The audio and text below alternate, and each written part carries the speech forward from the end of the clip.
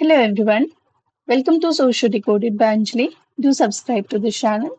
Let's start. Imagine आप किसी village में जाते हैं और देखते हैं कि लोग कुछ रिचुअल्स फॉलो कर रहे हैं, कुछ बिलीफ रखते हैं और उनका सोशल लाइफ हमसे काफी अलग है। तो अब सवाल आता है कि क्या हम उन्हें सिर्फ स्ट्रेंज या बैकवर्ड कह सकते हैं या फिर हम उन्हें समझने की कोशिश कर सकते हैं या फिर हमें उनके नजरिए से दुनिया देखनी होगी। यही सवाल जो है पूरी लाइफ इवांस प्रिचर्ड को फैसिनेट करता रहा।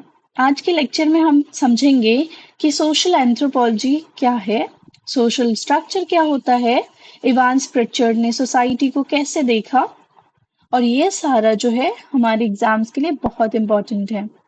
सबसे पहले हम देखते हैं कि हमने तो देख लिया इसके बायोग्राफी, हमने फर्स्ट लेक्चर में ही सबसे पहले हमने यही पढ़ा कि ये कौन है, ब्रिटिश सोशल एंथ्रोपोलॉजिस्ट हैं, है ना। इनको फादर ऑफ सोशल एंथ्रोपोलॉजी भी कहा जाता है। उन्होंने ट्राइबल सोसाइटी के ऊपर बहुत सारी स्टडी की, उनके साथ जाके रहे, उनकी लैंग्वेज सीखी, उनका रिचुअल्स और उनके बिलीफ को समझा और सबसे इम्पोर्टेंट उन्होंने सोसाइटी के अंदर समझने की भी कोशिश की, उनकी सोसाइटी की।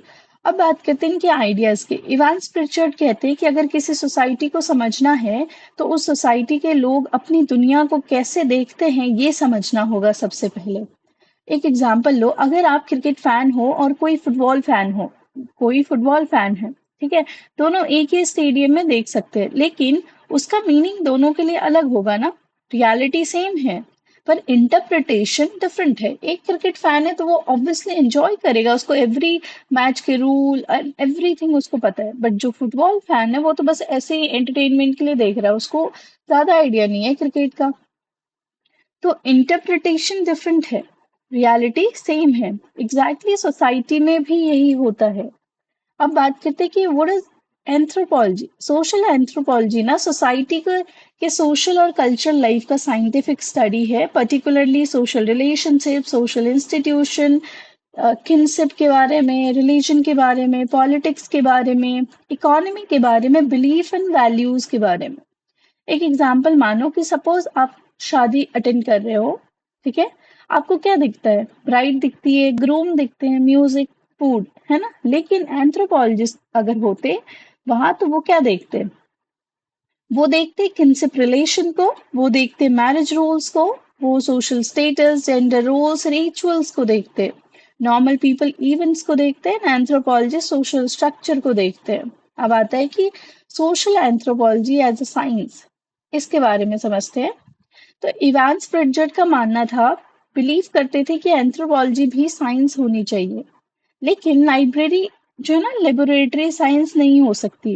बिकॉज आप फिजिक्स में हर चीज लैब में करते हो, बायो में आपको लैब में करते हो, बट एंथ्रो एंड सोशियो में आपको हर चीज फील्ड में जाके करनी होती है। लैब में बैठ के आप नहीं एक्सपेरिमेंट कर सकते, फील्ड साइंस है। इसीलिए उन्होंने ना एम्फसाइज किया फील्ड वर्क के ऊपर, ऑब्जर्वेशन के ऊपर, पार्टिसिपेशन के ऊपर, एविडेंस बेस्ड स्टडीज के ऊपर।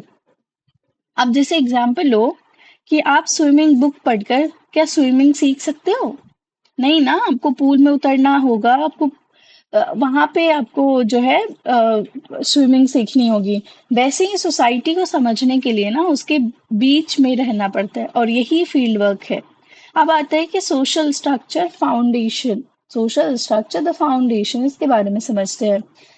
अब लेक्चर का ना ये सबसे इंपॉर्टेंट कॉन्सेप्ट है। सोशल स्ट्रक्चर क्या है? इवांस प्रिचर्ड के अकॉर्डिंग ना सोसाइटी रैंडम इंडिविजुअल का कलेक्शन नहीं है, ठीक है, बल्कि रिलेशनशिप का ऑर्गेनाइज नेटवर्क है।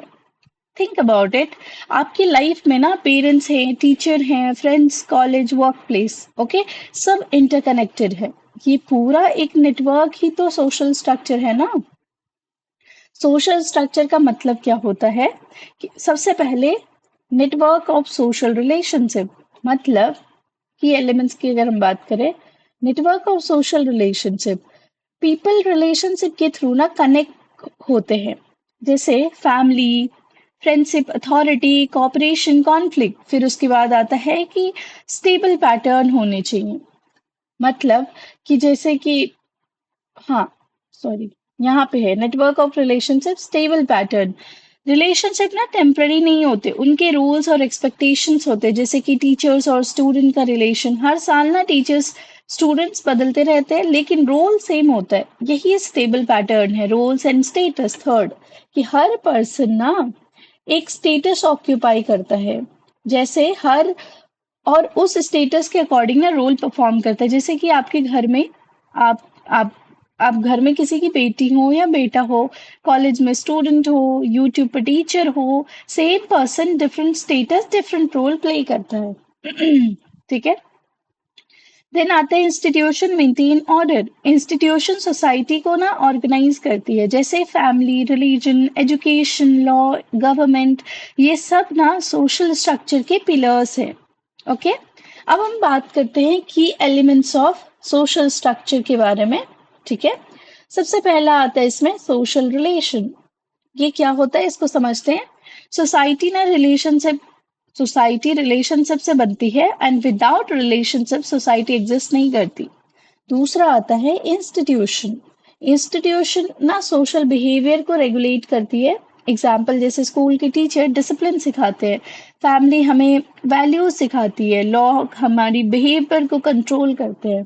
Then the third is norms and values.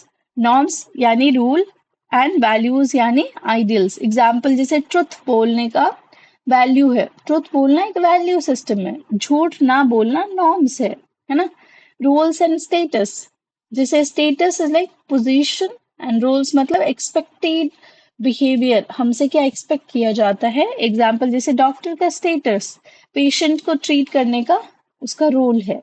ठीक है, फिर आता है सोशल ऑर्डर। एक्सेप्टेड रूल्स और ट्रेडिशन से सोसाइटी स्टेबल रहती है। जैसे ट्रैफिक सिग्नल याद है, हमने इतनी बार इसके एग्जाम्पल लिए हैं कि अगर जैसे कल से ना सिग्नल हट जाए तो क्या होगा, केओस होगा। एग्जैक्टली सोशल ऑर्डर भी सोसाइटी को केओस से बचाती है।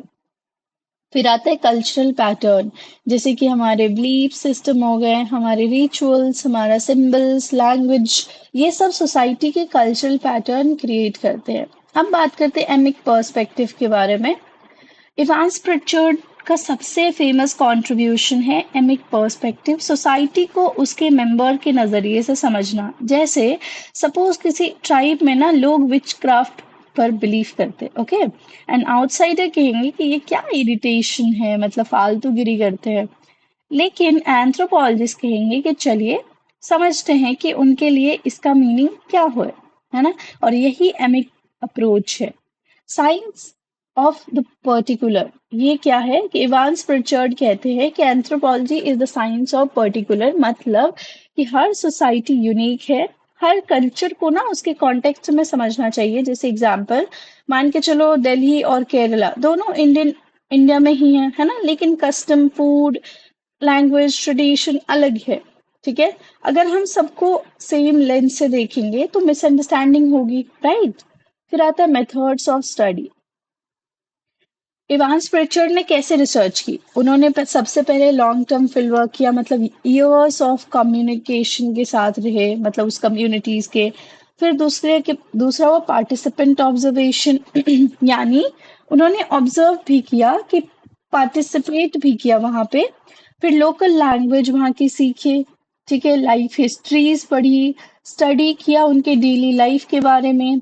ठीक है, फिर उनके जो belief, myth, myth and rituals थे उनको रिकॉर्ड किया एंड देन एनालाइज किया उनके सोशल रिलेशनशिप को। अब मान के चलो उनके ही एक वर्क से ना हम एक एग्जांपल लेते हैं। ठीक है, अजानदे ट्राइब उनका ही वर्क है। ठीक है, उन्होंने ना अजानदे ट्राइब को स्टडी किया, जहाँ पे ना विच क्राफ्ट और मैजिक को ना सोशल सिस्टम के पार्ट के रूप में समझते हैं। नुएर नुएर सोसाइटी में ना उन्होंने देखा कि किनसिप और लीनियज सोशल ऑर्डर मेंटेन करते हैं। बिना सेंट्रल गवर्नमेंट के भी सोसाइटी ऑर्गेनाइज हो सकती है। ये दो स्टडी उन्होंने किया। कुछ इंपॉर्टेंट सोशल स्ट्रक्चर की बात की, जैसे कि सबसे पहले सोशल स्ट्रक्चर क्या है, तो सोसाइटी का फ्रेमवर्क एक्सप्लेन करता है, रिलेशनशिप को समझता है, इंस्टीट्यूशन को एनालाइज करता है, सोशल ऑर्डर को एक्सप्लेन करता है एंड कल्चर को अंडरस्टैंड करने में हेल्प करता है। अगर हम क्रिटिसिज्म की बात करें तो कुछ स्कॉलर ने क्रिटिसिज्म भी दिया है कि ओवर एम्फेसिस ऑन स्ट्रक्चर, उन्होंने ना स्ट्रक्चर पे ज्यादा फोकस किया, इंडिविजुअल फ्रीडम पे कम किया। दूसरा कि उन्होंने कॉन्फ्लिक्ट को इग्नोर कर दिया, पावर और इनइक्वालिटी को ना सफिशिएंट अटेंशन नहीं दिया उन्होंने।